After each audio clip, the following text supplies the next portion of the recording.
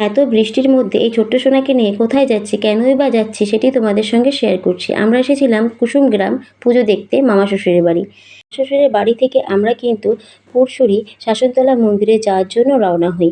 এবার দেখুন, একটি টোটোর মধ্যে আমরা ৮ জন মানুষ কোনো রকমে চেপে চুপে বসে আছি। প্রথমে আমরা এক সিটে ৩ জন, পরের সিটে ৩ জন, আর সামনে আমার হাজব্যান্ড আর আমার বাবা ছিল।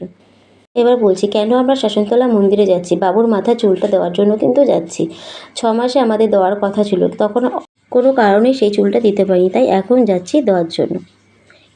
তো উঠে কিন্তু আমরা খুব হাসাহাসি করছিলাম। আমার কোলের ওপরে কিন্তু আবার বৌদি চেপে বসে আছে। কী যে অবস্থা!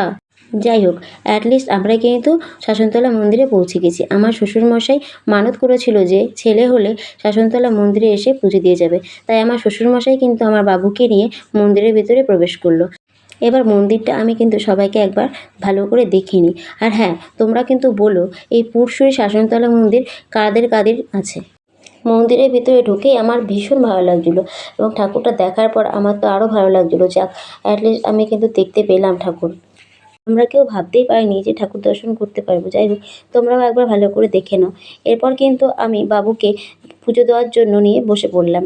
ঠাকুরমশাই বললেন, বাবুর মাথার চুলটা নিচে মন্দিরের সামনে নামিয়ে দাও। পুজো হয়ে যাওয়ার পর ঠাকুরমশাই বললেন যে মাথার চুলটা ওইখানে একটা বেদি আছে, বেদির মধ্যে ফেলে দিতে।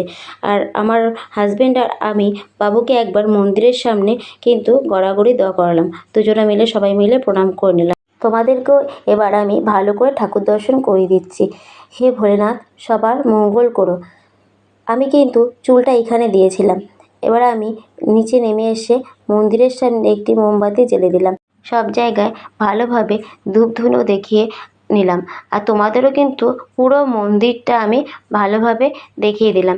শাসনতলা মন্দিরটা কিন্তু ভীষণ জাগ্রত মন্দির। মন্দিরের ভেতরে ভোলেনাথকেও একটু দেখিয়ে দিলাম, যে মন্দিরে তালা মারা ছিল, দেখতে পাচ্ছিলাম না। যাই হোক, আমার বোনই এবার বাবুকে নিয়ে একটু খেলা করছে।